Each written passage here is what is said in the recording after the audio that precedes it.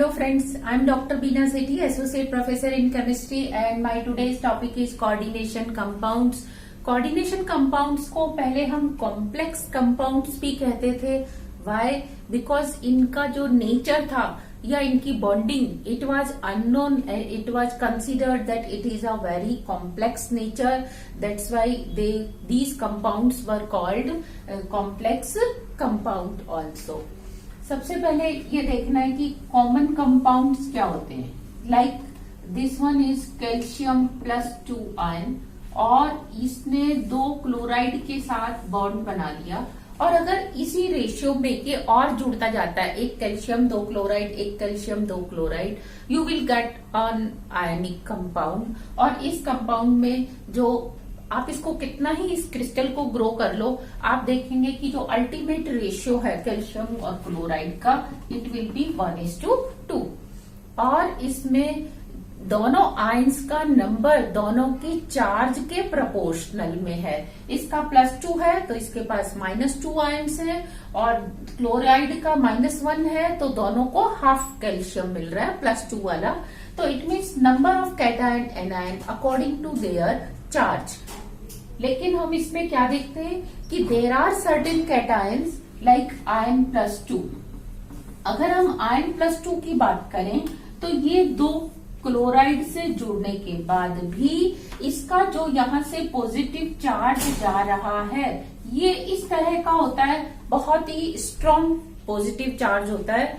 इसकी charge density बहुत ज्यादा होती है और ये 2 क्लोराइड से जुड़ने के बाद बॉन्ड बनाने के बाद भी और क्लोराइड्स को अपने पास अट्रैक्ट करता है सॉल्यूशन में से.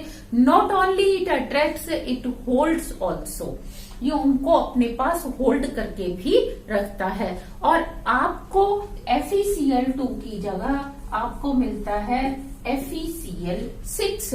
और क्योंकि आयन पे +2 है, 6 क्लोराइड पे -6 है, तो दोनों को जोड़ने के बाद you will gate -4 complex ion. तो इस तरह से जो आयन्स अपने चार्ज से अधिक, उनसे भी ज्यादा एनायंस के साथ जुड़ के या लिगेंड के साथ, न्यूट्रल लिगेंड्स के साथ जुड़ के भी बॉन्ड बनाते हैं, उनको होल्ड करके रखते हैं, उन्हें हम कॉम्प्लेक्स कंपाउंड्स कहते हैं. और जबकि जो सिंपल आयन्स होते हैं वो इस तरह का कॉम्प्लेक्स फॉर्मेशन टेंडेंसी नहीं रखते. और क्योंकि इनमें इस तरीके की बॉन्डिंग की कौन सी बॉन्डिंग है, किससे ये इसको अट्रैक्ट कर रहा है, इसको पहले एक्सप्लेन नहीं किया जा सकता था.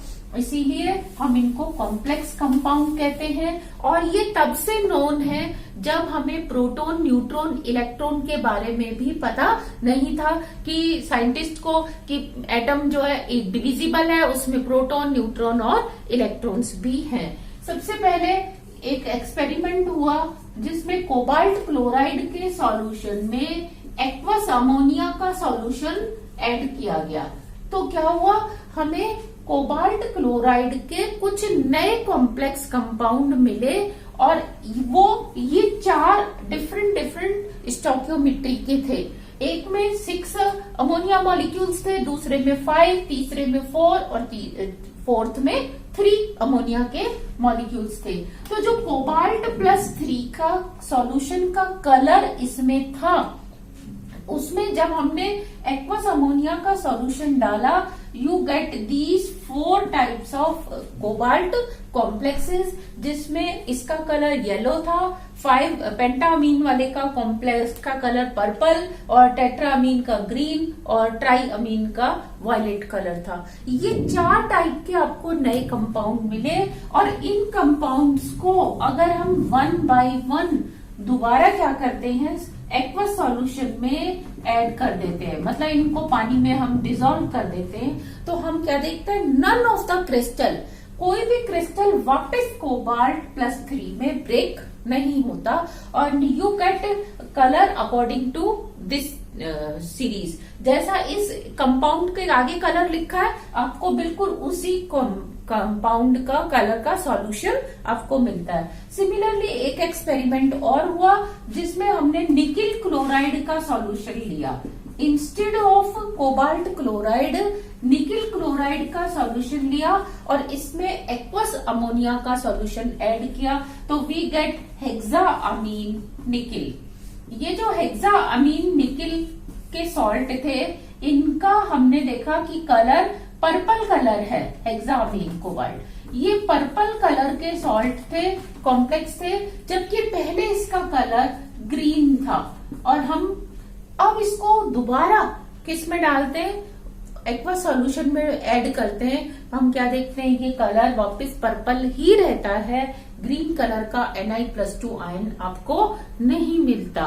तो मतलब इनका कुछ इस तरह का कॉम्प्लेक्सेशन हो गया, इनकी रिएक्शन इनसे इस तरह की हो गई, परमानेंट रिएक्शन हो गई कि अब आप इसको वापस ब्रेक नहीं कर सकते। तो उन्होंने बाकी के कंपाउंड्स के ऊपर भी इस तरह की रिएक्शंस करा के देखी, तो उनको मिला कि दो टाइप के कंपाउंड होते हैं। एक तो जो कंपाउंड बनने के बाद अगर उसको वाटर में ऐड किया जाए तो वो एज सच रहते हैं, मीन्स आपको कोबाल्ट वापस मिलने वाला नहीं है, इसी में आपको रहेगा, कोबाल्ट कॉम्प्लेक्स फॉर्म में ही रहेगा। जैसे आप इसको अगर वाटर में ऐड करेंगे तो आपको मिलेगा पेंटाअमीन क्लोरो कोबाल्ट, इसमें मिलेगा आपको टेट्राअमीन एंड डाइक्लोरो सॉल्ट, इसमें +2 इसमें +1, और इसमें आपको मिलने वाला है टेट्राइअमीन ट्राइक्लोरो मॉलिक्यूलर सॉल्ट। ये सॉलिड स्टेट में भी रहते हैं और सॉल्यूशन स्टेट में भी रहते हैं। एक बार ये बन गए तो बनने के बाद ये अपने कॉन्स्टिट्यूएंट आयंस की प्रॉपर्टीज को शो नहीं करते, तो ऐसे कंपाउंड को हम कॉम्प्लेक्स कंपाउंड कहते हैं। इसके अलावा कुछ और कंपाउंड्स भी थे, जैसे पोटाश एलम। आपने पोटेशियम सल्फेट का सॉल्यूशन लिया और उसमें अमोनियम सल्फेट का सॉल्यूशन ऐड कर दिया, तो दोनों ने आपस में रिएक्शन करके आपको दिया अमोनियम सल्फेट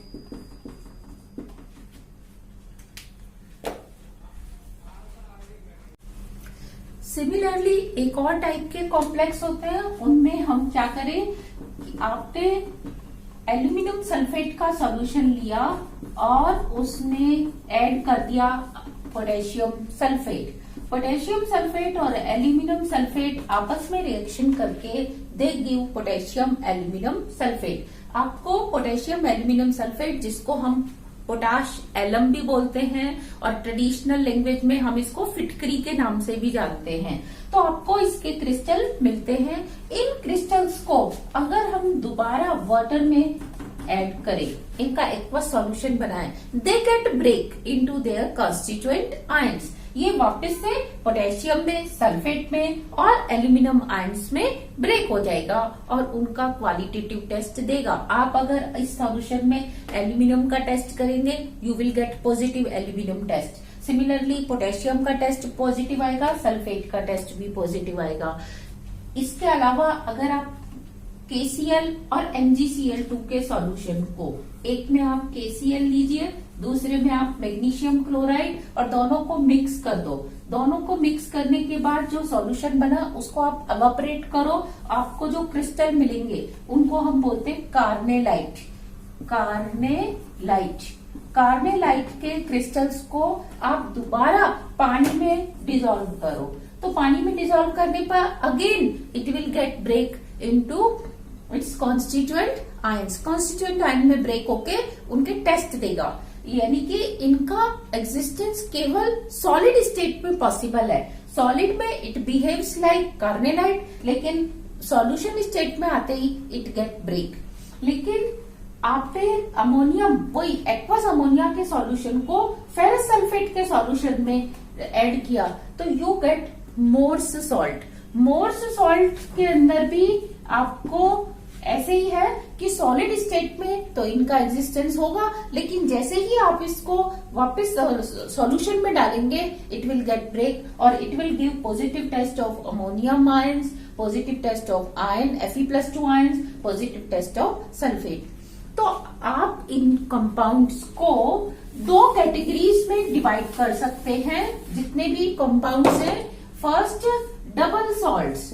इनको हम डबल सॉल्ट्स कहते हैं, जो केवल सॉलिड में एग्जिस्ट करते हैं और वाटर ऐड करने पर जब सॉल्यूशन बनता है तो ये एग्जिस्ट नहीं करते, ये अपने कॉन्स्टिट्यूएंट में ब्रेक होके उनका टेस्ट देते हैं। दूसरा होता है complex compound. Once they get form, एक बार वो बन गए जैसे सॉलिड में, अब आप उसको वाटर डाल के सॉल्यूशन में कर दोगे तो भी ये एग्जिस्ट करते हैं, ये अपने एक कॉन्स्टिट्यूएंट आयन का टेस्ट नहीं देते।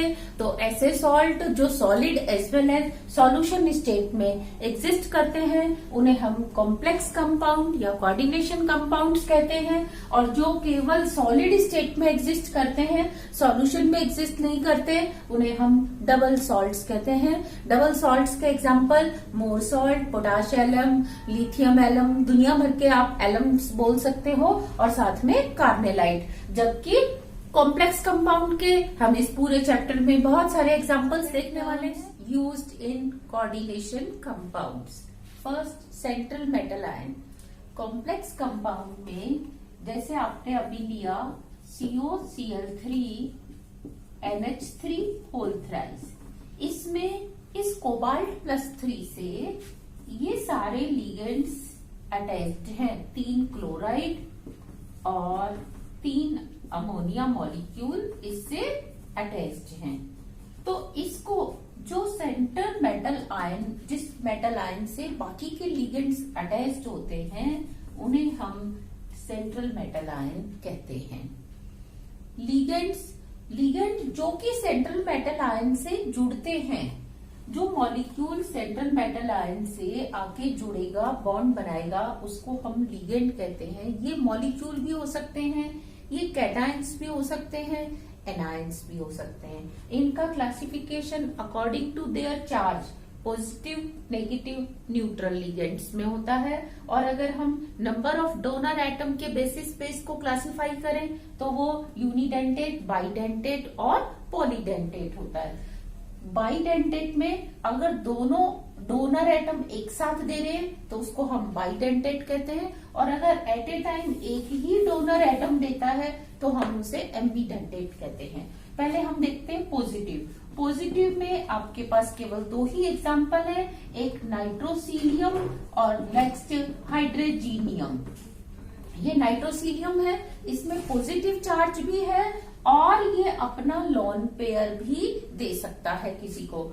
ये हाइड्रोजन का मॉलिक्यूल था, लेकिन इसके जो 2 लोन पेयर थे दोनों नाइट्रोजन के, उसमें से एक लोन पेयर को हाइड्रोजन ने ले लिया, तो अब ये एक साइड से तो पॉजिटिव है, दूसरी साइड से ये अपना लोन पेयर मेटल को दे सकता है। तो ये आपका पॉजिटिव लिगेंड के 2 एग्जांपल हैं। नेगेटिव लिगेंड में तो n नंबर ऑफ एग्जांपल्स हैं, जैसे chloride, bromide, fluoride, cyanides, hydroxides, hydrides, there are oxides, carbonate, sulphate, there are many examples. Next, neutral ligand. Neutral ligand के भी आपको बहुत सारे एग्जांपल मिलते हैं, जैसे आपने अमोनिया मॉलिक्यूल लिया, आपने वाटर मॉलिक्यूल लिया, आपने कार्बन मोनोऑक्साइड लिया, आपने अल्कोहल लिया, ईथर लिया, इथाइलिन डायमीन लिया, primary amine, there are many examples.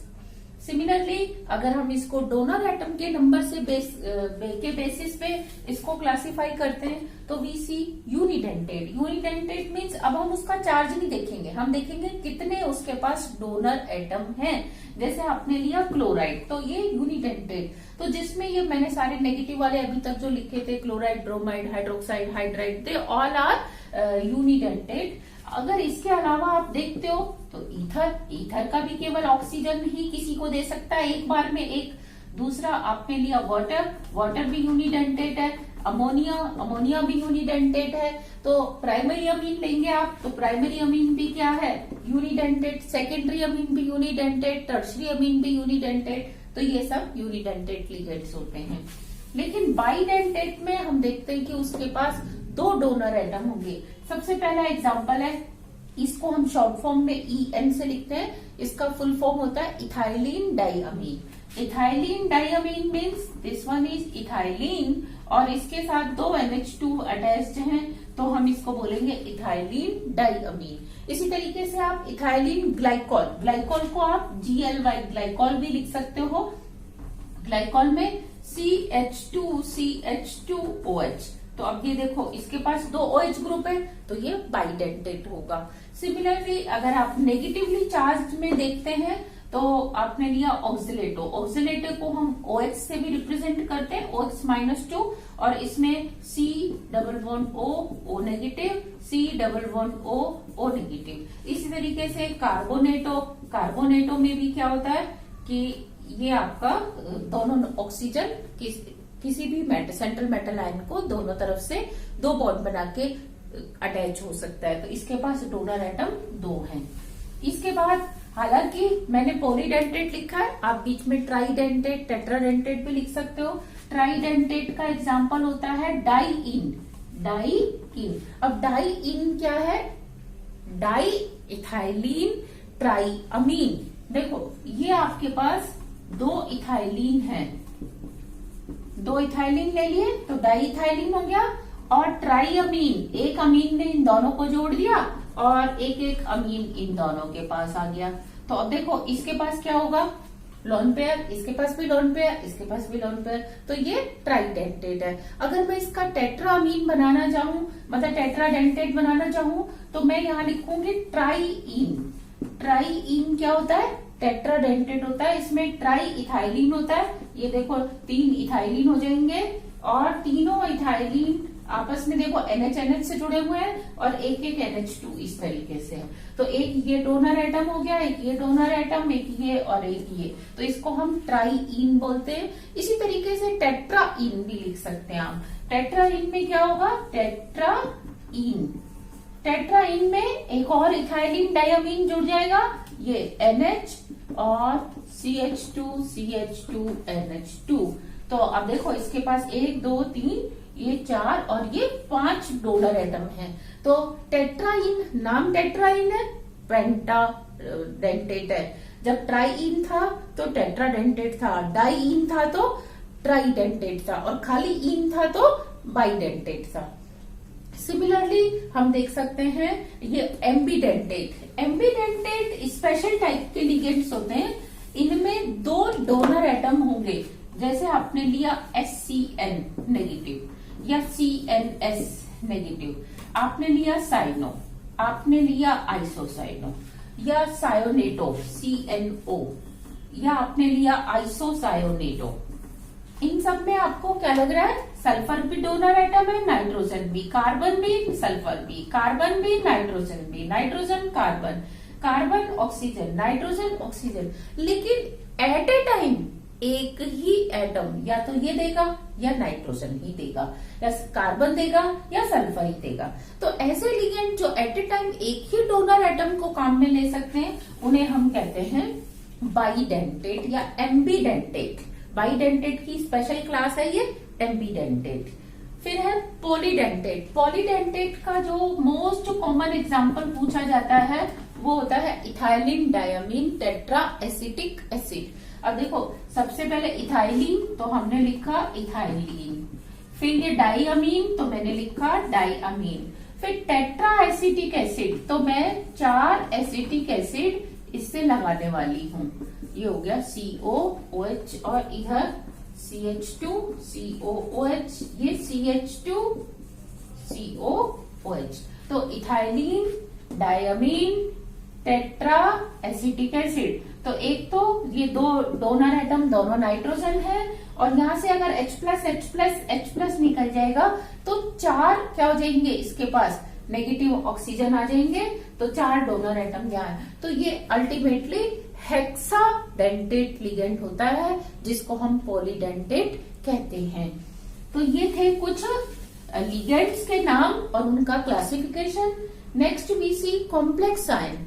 Complex ion होता है जब मेटल और लिगेंड आपस में जुड़ के क्या करें, एक स्फेरिकल स्ट्रक्चर बना देते हैं। मेटल के चारों तरफ जो भी लिगेंड्स हैं, चाहे वो पॉजिटिव है चाहे वो नेगेटिव है, वो सब आपस में जुड़ के जब कॉम्प्लेक्स आयन बना देते हैं तो इसको हम स्क्वायर ब्रैकेट में शो करते हैं और इसको हम कॉम्प्लेक्स आयन कहते हैं। ये अब एक बार बनने के बाद फर्दर अपने कॉन्स्टिट्यूएंट्स में ब्रेक नहीं होता, ये लिगेंड अपने टेस्ट नहीं देगा और ये मेटल अपना टेस्ट वाटर में जाने के बाद अब नहीं देगा।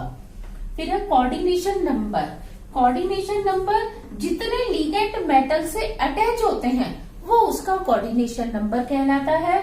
जनरली 4 और 6 होता है, लेकिन कुछ केसेस में हम 2, 3, 5, 7, 8 इस तरह 9 इस तरह का कोऑर्डिनेशन नंबर भी देखते हैं, जहां मेटल 6 से के अलावा या तो 5 से या 7 से 8 से 9 से 3 से लिगेंड से अटैच्ड होता है। ये कहलाता है coordination number. Last is complex charge on complex ion.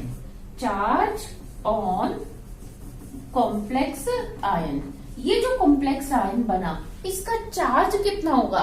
इसका चार्ज हम एल्जेब्रिक सम करते हैं कि मेटल के ऊपर जितना भी चार्ज है पॉजिटिव का, चाहे वो न्यूट्रल मेटल है, तो उसके चार्ज को लिगेंड के चार्ज से जोड़ देते हैं और जो चार्ज बनता है वो उसके ऊपर लिख देते हैं। वो प्लस भी हो सकता है, वो माइनस भी हो सकता है। तो कंप्लीटली जो ये आयनिक बनी, ये प्लस माइनस के अलावा न्यूट्रल भी हो सकता है, तो इसको हम कॉम्प्लेक्स स्पीसीज कहते हैं। और अगर ये कॉम्प्लेक्स पॉजिटिव चार्ज है तो कॉम्प्लेक्स आयन, और अगर नेगेटिव है तो भी कॉम्प्लेक्स आयन, और न्यूट्रल है तो हम इसको कॉम्प्लेक्स मॉलिक्यूल कह देते हैं। So these were the important terms used in coordination complex compound. Bonding in complex compound में मेटल और लिगेंड की बॉन्डिंग को एक्सप्लेन करने के लिए time to time different theories दी गई।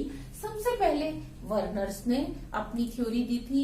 इन्होंने अपनी थ्योरी तब दी थी जब यह पता नहीं था कि एटम इज डिविजिबल, एटम में प्रोटॉन, न्यूट्रॉन, इलेक्ट्रॉन्स भी होते हैं। फिर भी इन्होंने वंडरफुली इतना अच्छा एक्सप्लेनेशन दिया कि it was able to explain all properties of complex compound known at that time. उस समय जितने भी कॉम्प्लेक्स कंपाउंड नोन थे उनकी प्रॉपर्टीज को इस थ्योरी ने बहुत अच्छे से एक्सप्लेन किया। And in 1913 Werner got Nobel prize also. इसके बाद वैलेंस बॉन्ड थ्योरी आई। इन दोनों थ्योरी में डिफरेंस यही था कि वर्नर ने ये माना था कि metal is a point positive charge, तो इन्होंने इसको पॉइंट पॉजिटिव चार्ज और लिगेंड को पॉइंट नेगेटिव चार्ज मानते हुए इन दोनों के बीच के अट्रैक्शन को इन्होंने इलेक्ट्रोस्टैटिक या आयनिक फोर्स कंसीडर किया था। जबकि वैलेंस बॉन्ड थ्योरी ने मेटल और लिगेंड की बॉन्डिंग को प्योरली कोवलेंट बॉन्ड कंसीडर किया। और क्रिस्टल फील्ड थ्योरी जो इसके बाद आई, उन्होंने कंसीडर किया कि मेटल और लिगेंड के बीच में अगेन कौन सा बॉन्ड है? आयनिक बॉन्ड है। जबकि मॉलिक्यूलर ऑर्बिटल थ्योरी ने फिर मेटल और लिगेंड की बॉन्डिंग को कोवलेंट कंसीडर किया। जबकि यूनाइटेड एटॉमिक थ्योरी ने ये कंसीडर किया कि मेटल और लिगेंड अलग अलग एंटिटी रहते ही नहीं, मेटल का न्यूक्लियस अगर बीच में है तो इसके पास लिगेंड के न्यूक्लियस आके एक यूनाइटेड न्यूक्लियस बना देते हैं। जिस न्यूक्लियस के बाहर वैसे ही शेल बनते हैं जैसे कि एटम के बाहर बनते हैं, और इन शेल्स को हम यूनाइटेड एटॉमिक ऑर्बिटल्स बोलते हैं। और इनमें इलेक्ट्रॉन उसी तरह से फिल होते हैं जैसे कि एटम के बाहर पहले 1s फिर 2s फिर 2p। फर्क यह है कि जो एटॉमिक ऑर्बिटल्स हैं उनके सेंटर में एक ही न्यूक्लियस होता है, इनके सेंटर में एक बिग यूनाइटेड न्यूक्लियस होता है। तो इस तरीके से टाइम टू टाइम जो थ्योरीज दी गई उनको हम 1 by 1 देखेंगे। सबसे पहले हम देखते हैं वर्नर्स थ्योरी। वर्नर्स थ्योरी के अकॉर्डिंग ईच मेटल जो भी कॉम्प्लेक्स बना रहा है उसकी 2 टाइप की वैलेंसीज होती हैं, एक प्राइमरी वैलेंसी, दूसरा सेकेंडरी वैलेंसी। प्राइमरी वैलेंसी वो वैलेंसी होती है जो इसके चार्ज के बराबर होती है, और ये ऑर्डिनरी कंपाउंड्स में, जैसे कि आयन की बात करें तो FeCl2 भी बनता है और Fe+2 स्टेट में कॉम्प्लेक्स कंपाउंड भी बनाता है। तो ये जो इसकी +2 वैलेंसी है जो इसके चार्ज के इक्विवेलेंट है, इसको हम प्राइमरी वैलेंसी कहते हैं। जबकि सेकेंडरी वैलेंसी ऐसी वैलेंसी होती है जो केवल कॉम्प्लेक्स कंपाउंड में ही मेटल जो है शो करता है, मेटल आयन अपनी इस वैलेंसी को दिखाता है। वो जनरली 4, 6, 8, 3, 5 कुछ भी हो सकती है। तो अगर हम बात करें इन दोनों वैलेंसीज में क्या डिफरेंस होता है, तो primary valency is ionic in nature and it is ionisable. ये जब पानी में डालते हैं तो ये आयनाइज्ड हो जाती है, जबकि सेकेंडरी वैलेंसी नॉन आयनिक होती है और ये नॉन आयनाइजेबल होती है। इसको सॉल्यूशन में जब हम कॉम्प्लेक्स को डालते हैं तो इस वैलेंसी से अटैच्ड लिगेंड अपना टेस्ट नहीं देता, वो अलग से डिसॉल्व होके ब्रेक होके नहीं आता। ये इक्वल होती है ओरिजिनल चार्ज के, जो मेटल के ऊपर एक ओरिजिनल चार्ज था ये उसके बराबर होती है, जबकि ये उसके कोऑर्डिनेशन नंबर को रिप्रेजेंट करती है। It may be 4, 6, 5, 7, 8 any number. फिर ये नॉन डायरेक्शनल होती है। आप जानते हैं आयनिक बॉन्ड नॉन डायरेक्शनल होते हैं, क्योंकि जैसे ये पॉजिटिव है तो पॉजिटिव चारों तरफ से पॉजिटिव है, यहां से भी और from all direction it is positive. तो negative ion come from any direction, इधर से आएगा तब भी आयनिक फोर्स होगा, इस साइड से आएगा तब भी आयनिक फोर्स होगा, इधर से भी। तो इसलिए primary valency is always non directional, जबकि secondary valency is always directional. इसमें हम देखते हैं कि अगर वो टेट्राहेड्रल है, 4 है तो वो टेट्राहेड्रल या स्क्वायर प्लेनर होगा, और 6 लिगेंड्स है, कोऑर्डिनेशन नंबर 6 है तो वो हमेशा क्या होगा, ऑक्टाहेड्रल होगा। नेक्स्ट, इसको सेटिस्फाइड करने के लिए we always need negatively charge ions. Positive charge को, क्योंकि इसके पॉजिटिव चार्ज के बराबर है, तो इसको सेटिस्फाइड करने के लिए we always need negative charge ions. जबकि इसको सेकेंडरी वैलेंसी को सेटिस्फाइड करने के लिए, जो कि 4 है या 6 है, इसके लिए आप न्यूट्रल भी ले सकते हैं, आप नेगेटिव भी ले सकते हैं और पॉजिटिव लिगेंड्स भी ले सकते हैं। नंबर ऑफ आयंस जो है वो बराबर होगा इसके चार्ज के, क्योंकि वो चार्ज को सेटिस्फाइड करने के लिए ही आई है। जबकि यहाँ पे इनका नंबर होगा लिगेंड्स का equal to coordination number. Coordination number 4 है तो 4 लिगेंड्स होंगे, 6 है तो 6 लिगेंड्स होंगे। इसको रिप्रेजेंट करने के लिए हम हाफ डॉटेड लाइन से, यानी कि सेमी सॉलिड लाइन से इस तरीके से रिप्रेजेंट करते हैं। जो आयन मेटल से सिर्फ प्राइमरी वैलेंसी से अटैच्ड है उसे हम सेमी सॉलिड लाइन से रिप्रेजेंट करते हैं, जबकि सेकेंडरी वैलेंसी से अटैच्ड आयन को हम हमेशा सॉलिड लाइन से इस तरीके से रिप्रेजेंट करते हैं। प्राइमरी वैलेंसी से अटैच्ड आयंस सेकेंडरी स्फीयर में होते हैं, जबकि सेकेंडरी वैलेंसी से अटैच्ड लिगेंड प्राइमरी स्फीयर से होते हैं। अब इसको यहाँ आप देखो, प्राइमरी और सेकेंडरी स्फीयर क्या होता है। ये मेटल के पास जो पहले आएगा वो कौन होगा, सेकेंडरी वैलेंसी से अटैच्ड लिगेंड। ये आपके पास 6 लिगेंड्स आ गए। ये तो इन्होंने मिलके, मेटल ने प्लस इन लिगेंड्स ने मिलके एक स्फेरिकल स्ट्रक्चर बना दिया। ये स्फेरिकल स्ट्रक्चर ये कहलाता है प्राइमरी स्फीयर। ओके, इस प्राइमरी स्फीयर में मेटल प्लस लिगेंड्स है जो कि सेकेंडरी वैलेंसी से अटैच्ड हैं। मेटल प्लस लिगेंड जो सेकेंडरी वैलेंसी से अटैच्ड हैं। अब इसके बाद जो इसका प्लस चार्ज सेटिस्फाइड करने के लिए जो आयंस आएंगे, वो क्योंकि इस पूरे पे चार्ज कितना होगा, लिगेंड प्लस मेटल के चार्ज के बराबर। लेकिन अगर लिगेंड न्यूट्रल है तो केवल मेटल के चार्ज के बराबर। तो सपोज मेटल पे +3 चार्ज है तो आपको 3 नेगेटिव आयन लगाने हैं सेटिस्फाइड करने के लिए, और उसको आप सेमी सॉलिड लाइन से दिखाएंगे तो आप इसको इस तरीके से दिखा सकते हैं, क्योंकि नॉन डायरेक्शनल है। इस तरीके से कि एक क्लोराइड इधर से आ गया, दूसरा क्लोराइड इधर से आ गया, तीसरा कहीं से भी, ये यहां से आ गया, इस तरीके से। तो हमने क्या देखा कि ये सेकेंडरी स्फीयर, अब ये प्राइमरी स्फीयर के बाहर बन रहा है इनका स्फीयर, तो इसको हम क्या कहते हैं, सेकेंडरी स्फीयर। तो आप इसको ऐसे याद रख सकते हो, प्राइमरी वैलेंसी से attached ions are present in secondary sphere, और सेकेंडरी वैलेंसी से अटैच्ड लिगेंड्स किसमें, प्राइमरी स्फीयर में प्रेजेंट होते हैं। और ये जो आयनिक वाली है ये आयनाइजेबल होगी, और ये जो लिगेंड इससे जुड़े हुए हैं ये नॉन आयनाइजेबल होंगे। साथ में कभी कभी ऐसा देखा गया कि कुछ लिगेंड्स ऐसे होते हैं जो मेटल की primary as well as secondary दोनों वैलेंसी को सेटिस्फाइड करते हैं, यानी कि ये आपने देखा। अब ये अगर क्लोराइड इसकी सेकेंडरी को भी कर रहा है, प्राइमरी को भी कर रहा है, तो अब हम इसको डॉटेड लाइन, सेमी सॉलिड और सॉलिड लाइन दोनों से दिखाएंगे। तो अब क्योंकि ये सेकेंडरी से कर रहा है इसीलिए ये प्राइमरी स्फीयर में आ जाएगा। अब इसके ऊपर जितना भी चार्ज बचेगा उतने के बराबर हम बाहर सेकेंडरी स्फीयर में नेगेटिव आयन या पॉजिटिव आयन्स लगा देंगे, वो इसकी क्या कहलाएगी, प्राइमरी वैलेंसी। तो इस तरीके से जब वो दोनों वैलेंसी को सेटिस्फाइड करता है तो उसका चार्ज उसके चार्ज में, मेटल के चार्ज में जुड़ जाता है। तो ये थी इसकी valency of primary valency and secondary valency of metal ion. Now we will see structures of cobalt complexes. Werner's ने जिन कोबाल्ट कॉम्प्लेक्सेस के ऊपर स्टडी की थी वो ये 4 कॉम्प्लेक्स थे।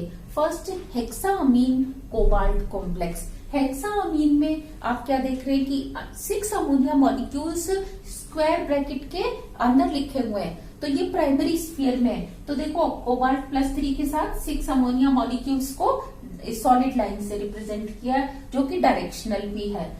इसकी ऑक्टाहेड्रल ज्योमेट्री फिक्स है, लेकिन 3 क्लोराइड बाहर हैं जो प्राइमरी वैलेंसी से अटैच्ड है, दे आर नॉन डायरेक्शनल। तो आप इनको कहीं पे भी, एक क्लोराइड मैंने यहाँ लगा दिया सेमी सॉलिड से, दूसरा इधर, तीसरा इधर, आप कहीं पे भी लगा सकते हो। आप तीसरा इधर भी लगा सकते थे, तीसरा इधर भी लगा सकते थे, कहीं पे भी।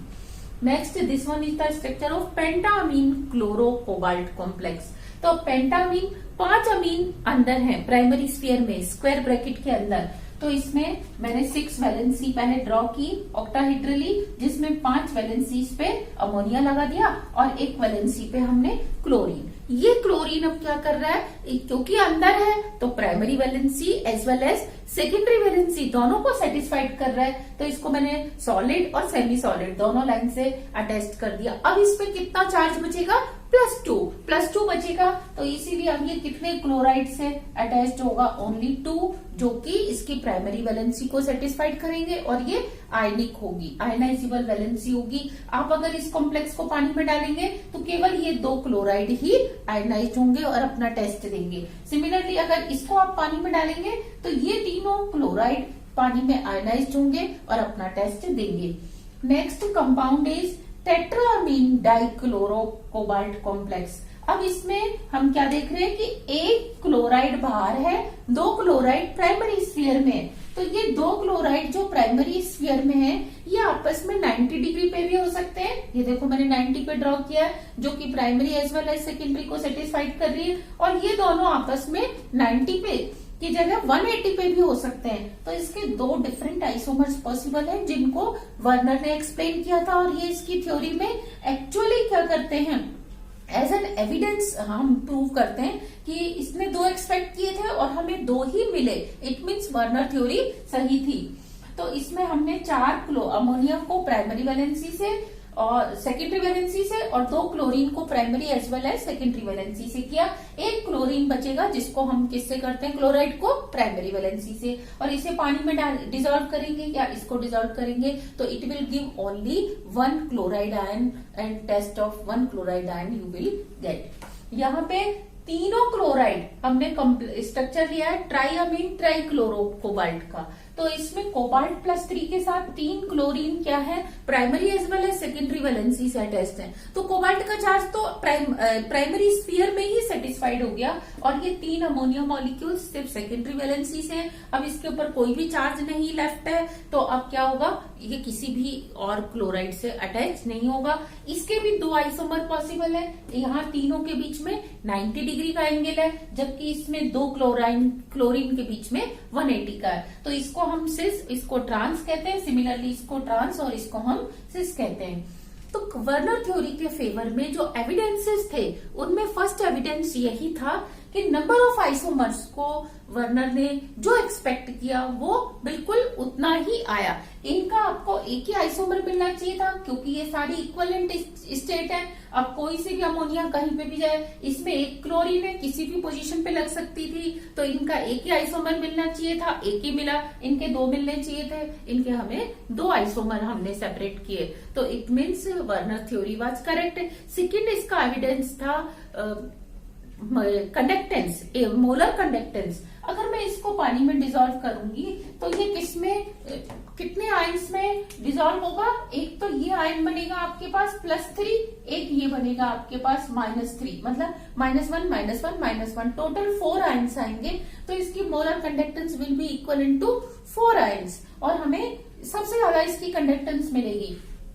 इसमें जब इसको पानी में डिसॉल्व करेंगे तो ये आपके पास बनेगा +2 और ये -1 -1, टोटल 3 आयंस होंगे। Molar conductance will be equal into conductance of 3 ions, और हमें 3 के बराबर ही यानी कि इससे कम मिलती है। और इन दोनों को पानी में डिसॉल्व करते हैं तो ये आपको एक आयन मिलेगा +1 और ये वाला आयन मिलेगा -1। तो यहाँ पे 2 आयंस के बराबर कंडक्टेंस मिलनी चाहिए, इन दोनों से कम, और हमें इसकी कंडक्टेंस उससे कम मिलती है। सिमिलरली इसको क्या होना चाहिए, इन दोनों को नॉन इलेक्ट्रोलाइट यानी कि इनको कंडक्टेंस 0 शो करनी चाहिए, क्योंकि इसमें एक भी आयन नहीं मिलेगा आपको, क्योंकि सारे चार्ज प्राइमरी स्फीयर में ही सेटिस्फाइड हो गए। तो इसीलिए हम इनको क्या देखते हैं, इनकी कंडक्टेंस 0 आती है। ये बेड कंडक्टर है इनका सॉल्यूशन। तो इस तरह से ये दोनों एविडेंस प्रूव करते हैं कि वर्नर थ्योरी ने जो उस समय एक्सप्लेन किया कॉम्प्लेक्सेस की प्रॉपर्टीज को, इट वाज करेक्ट, और इसीलिए उनको 1913 में नोबेल प्राइज भी मिला। तो this was the Werner theory, and in my next lectures we will discuss isomerism of coordination compounds. Thank you.